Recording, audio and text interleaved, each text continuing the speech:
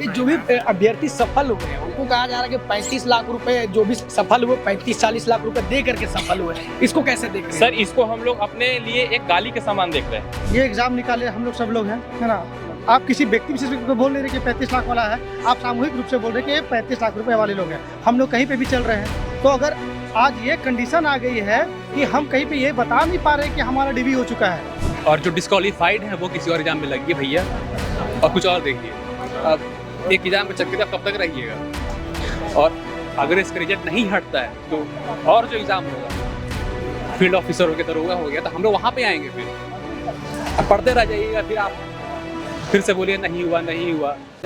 2024 में JSSC CGL का परीक्षा हुआ था और उस परीक्षा में कई एक ऐसे गरीब विद्यार्थी भी थे जिन्होंने परीक्षा को अटेंड किया था, और हालांकि परीक्षा संपन्न होने से पहले ही ये रिमर उड़ चुकी थी कि पेपर लीक हो चुका है, और जिसके बाद जो है सीआईडी की टीम ने जो है मामला दर्ज कराया था और उसके बाद मामला कोर्ट में है।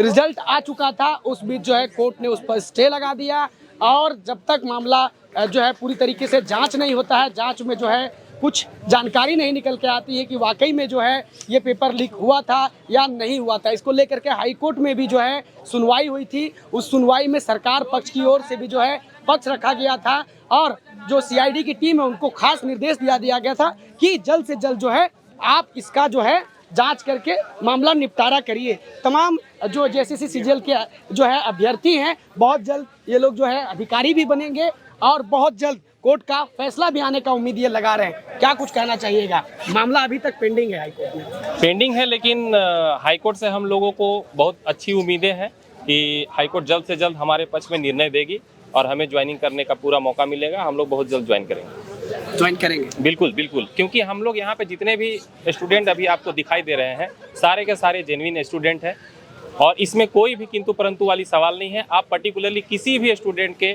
अगर आप बायोडाटा निकाल कर देखेंगे, उनका घर तक चले जाइए आप, अगर एक भी सबूत मिल जाएगा तो हम लोग उसको खुद से डिबार करने की पूरा कोशिश करें। जो भी अभ्यर्थी सफल हुए हैं उनको कहा जा रहा है कि 35 लाख रुपए जो भी सफल हुए 35-40 लाख रुपए दे करके सफल हुए, इसको कैसे देख रहे हैं? सर इसको हम लोग अपने लिए एक गाली के समान देख रहे हैं, क्योंकि यहाँ पे 10-10 साल तक लोगों ने अपने लाइब्रेरी में समय दिया है, परिवार की आकांक्षाओं को कुचला है कि परिवार उम्मीद लगा कर बैठी हुई है कि अब कुछ कर लेगा, अब कुछ कर लेगा। जब देखता है कि एक बच्चा पढ़ाई कर रहा है, एक बच्चा पढ़ाई छोड़ के घर के लिए 10-20 हज़ार का कुछ कमाई कर रहा है, तो पढ़ने वाला बच्चा को उस जगह पे हीन भावना से देखा जाता है। वो तो 12,000 कमा रहा है, तुम कमा भी नहीं रहा है, तुम 5,000 घर से ले रहा है। इतनी सारी यातनाओं को झेलने के बाद एक बच्चा अपनी मेहनत से अगर इस मुकाम तक पहुंचता है, रिजल्ट में अपना नाम दर्ज कराता है, उसको 35 लाख वाला बोलना एक गाली के समान नहीं तो अब क्या है? ये हमारे लिए गाली, और इसी चीज़ को हम लोग प्रतिकार करने के लिए, दिखाने के लिए कि आप हमारे लिए गाली करें, अगर आप हमारे आत्मसम्मान पे ठेस पहुंचाएंगे तो हमें मुखरता से सामने आना पड़ेगा। और इसी चीज़ को जवाब देने के लिए आज जितने भी स्टूडेंट यहाँ दिखाई दे रहे हैं बस इसीलिए आए हुए हैं, और एक सरकार से अपील करने के लिए भी आए हुए हैं कि अब हम लोगों को जल्द से जल्द न्याय की ओर बढ़ाया जाए, हमें जल्द से जल्द न्याय प्रक्रिया पूरी करके हमें नियुक्ति दिया जाए। ये हमारे सारे स्टूडेंट का मांग है, जिसके लिए हम लोग आज मीडिया में सामने आए हुए हैं, ताकि ये आवाज़ सरकार तक, जांच एजेंसी तक जाए और कोर्ट तक भी जाए, ताकि हमें जल्द से जल्द न्याय मिल सके। देखिए सीआईडी पूरे मामले को जांच कर रही थी, उसके बाद आप लोगों ने ये भी कहा कि सीबीआई से भी जांच कराई जाए, हो सकता है मामले को कि और भी कुछ चीजें निकल के आए। सरकार के स्टैंड को कैसे देखते हैं पूरे मामले पे आप? सर अगर जिसको सीआईडी पे भरोसा नहीं है वो सीबीआई की बात कर रहा है, हमें तो सीआईडी पे पूर्ण भरोसा है। जो ये आरोप लगाते हैं कि सीआईडी पे नहीं हम लोग सीबीआई पे जाएंगे, हम लोगों की ये मांग नहीं, हम लोग तो निष्पक्ष बोलते हैं कि जिससे जांच कराना है तुम करा लो, जिससे जांच करा, क्योंकि हमें पता है कि हम लोग जेन्युइन कैंडिडेट है, हम लोगों ने मेहनत से इस मुकाम को हासिल किया है। तो जांच क्या कर लेगी हमें?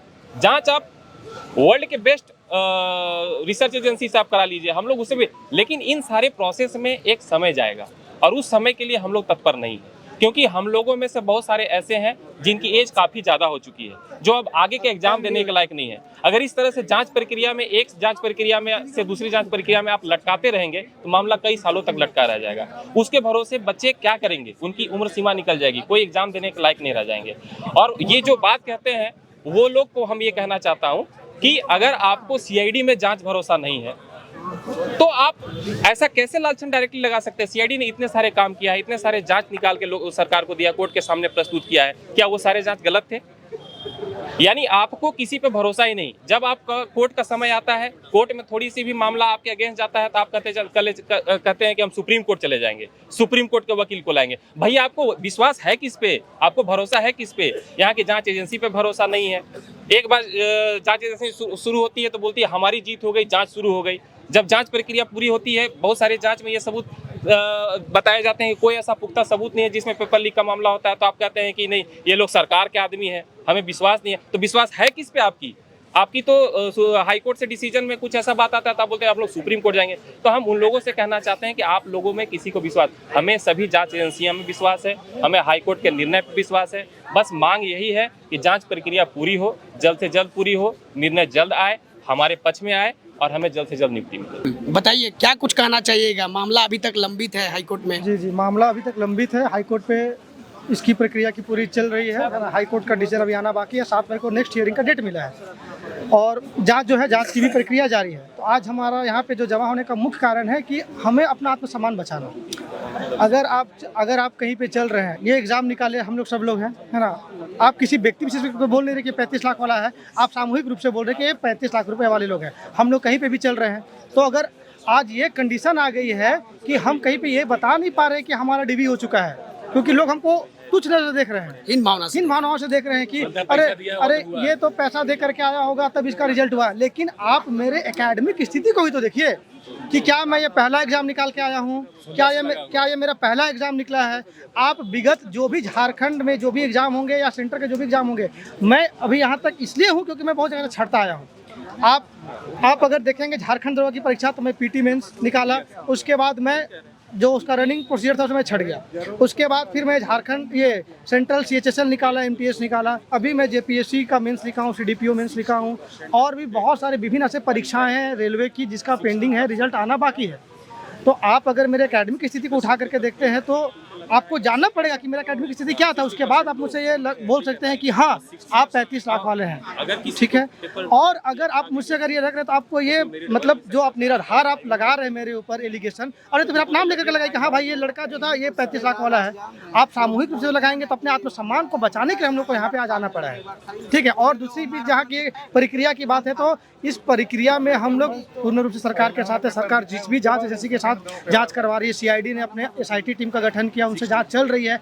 और बस हमारा एक यही मांग है कि ये जो जांच की प्रक्रिया वो चाहे हमारे फेवर में आए या हमारे विपक्ष में आए, लेकिन ये जांच की जो प्रक्रिया है वो जल्द से जल्द कोर्ट में सबमिट हो जाए, ताकि 7 मई को जो आगामी 7 मई को जिसमें डेट रखा गया उसमें हम लोग के मतलब जो भी है रिजल्ट क्लियर हो जाए कि हाँ मतलब रिजल्ट आना है या रिजल्ट नहीं आना है। सरकार के कार्य को कैसे देखते हैं पूरे मामले पर? क्योंकि देखिए हाईकोर्ट ने जो है सरकार को आदेश भी दिया था कि जितना जल्दी हो सकता है CID से रिपोर्ट लेकर के सबमिट किया जाए, इसको कैसे देखते हैं? देखिए सरकार के जांच या सरकार के किसी भी काम पे हम कोई सवाल खड़ा नहीं कर सकते हैं। सरकार ने अच्छे रूप से परीक्षा कंडक्ट कराया, सरकार ने रिजल्ट भी जल्दी से देने का काम किया, और जो CID का गठन का भी जो था वो सरकार नहीं बोला कि CID गठन होगी। इस चीज़ में अगर कहीं पे एलिगेशन लग रहा है तो उस एलिगेशन को जांच अच्छे रूप से मिलेगी। तो सरकार के काम पे तो हम लोग कहीं पे संदेह कर ही नहीं रहे। सरकार जो भी अपना काम कर रही है वो निष्पक्ष रूप से अपना काम सरकार ने CID रेफर किया है वहाँ पे, और अब वो सरकार हमारी सरकार जो भी करेगी अच्छा करेगी, हमारे लिए करेगी।